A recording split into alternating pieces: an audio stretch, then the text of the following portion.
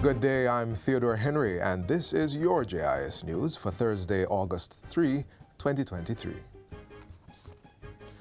Government has broken ground on its fifth indigent house in Manchester within the last 3 years, and the second on which construction has started in less than a month. Minister of Local Government and Community Development Desmond McKenzie officially broke ground on the latest unit yesterday. Construction has already started on the two-bedroom house, which is expected to be completed in a few weeks' time. It will be delivered to the beneficiary fully furnished. Minister McKenzie says this is part of the government's push to deliver 70,000 housing solutions to Jamaicans. We might not be strong in terms of numbers, but we are contributing to the target set by Prime Minister Andrew Holness to meet the 70,000 housing solutions across the country. This is just the start. The Poor Relief Department of the Municipal Corporation, again, will ensure that the supervision of the unit is done. Applicants for the Indigent Housing Program are screened through the Poor Relief Departments, where investigation and verification procedures are carried out to establish need. They also must demonstrate ownership of the property on which the house is to be built or provide documentation that they are lawfully entitled to tenure on the property. Summer 2024 has been earmarked for the resumption of non-stop flights to Jamaica by LATAM Airlines, the largest airline corporation in Latin America. The move follows discussions held in Chile yesterday between Tourism Minister Edmund Bartlett and top executives from LATAM Airlines. In 2019, the airline operated 3 weekly flights to Montego Bay with convenient connections from cities in Peru, Chile, Argentina, Brazil, Uruguay, Paraguay, and Bolivia.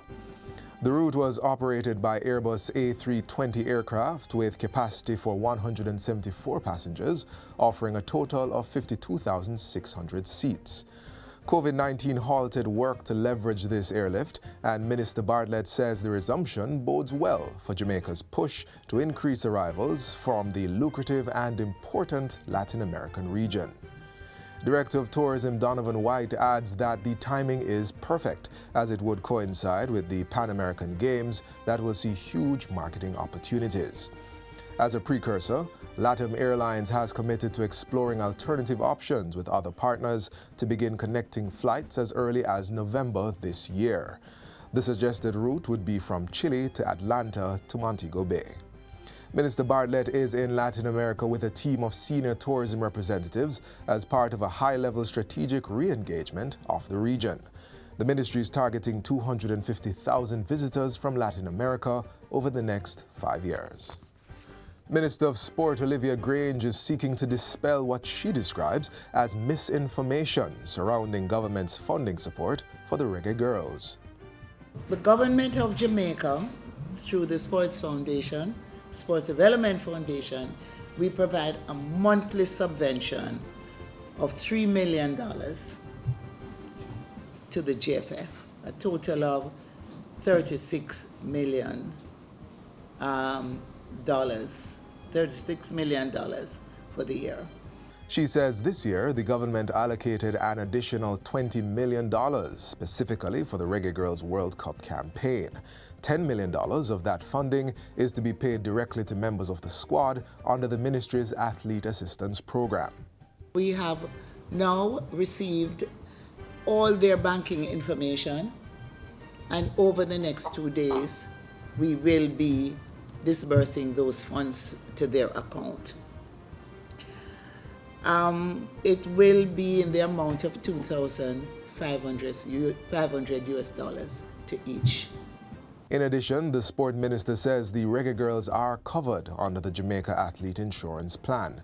This covers all health-related services, including injuries, overseas emergency services, and maternity care. 80 survivors of domestic violence have been empowered to cut their dependence on abusive partners through a $17.1 million program that has equipped them with business skills and microgrants to grow their new or improved small business ventures.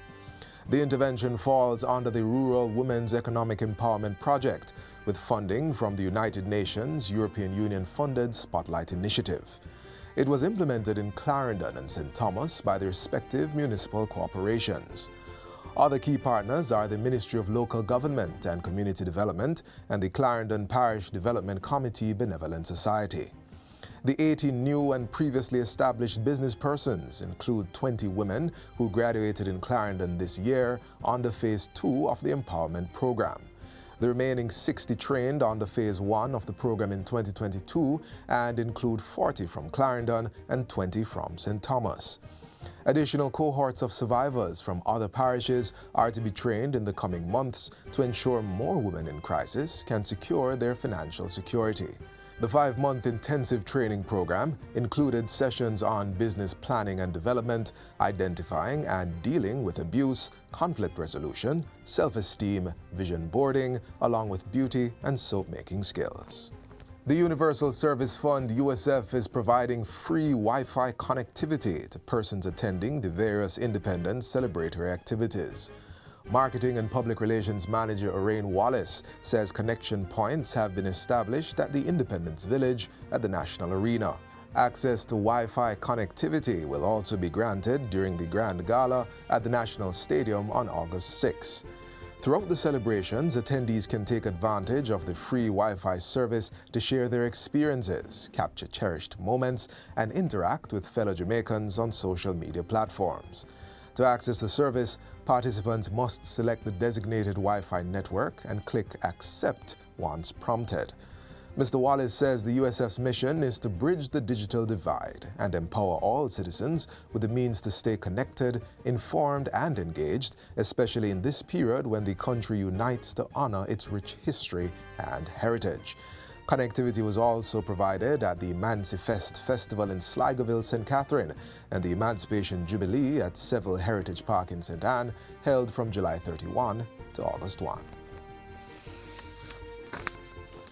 And finally, Jamaicans are being encouraged to take the necessary precautions against COVID-19 as they participate in festivities to mark independence.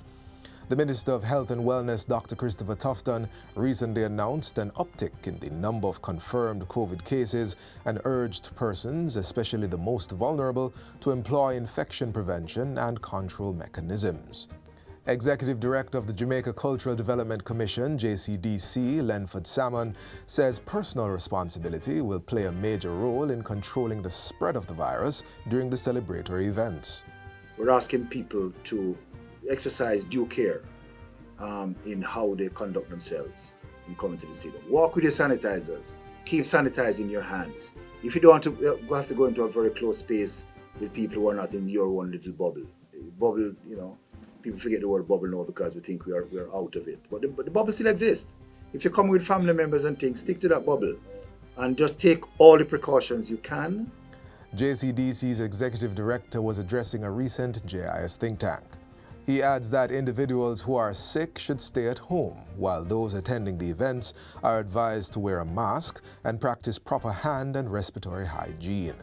A range of activities are being held island-wide to mark Jamaica's 61st year of independence under the theme, Jamaica 61, Proud and Strong. Mr. Salmon points out that while everybody can't be accommodated in all the physical spaces, they can still enjoy the festivities virtually, with live coverage planned for the 2 national television stations and on the social media pages of the JCDC and the Ministry of Culture, Gender, Entertainment and Sport. And that's it for JIS News Today. I'm Theodore Henry. Thanks for watching.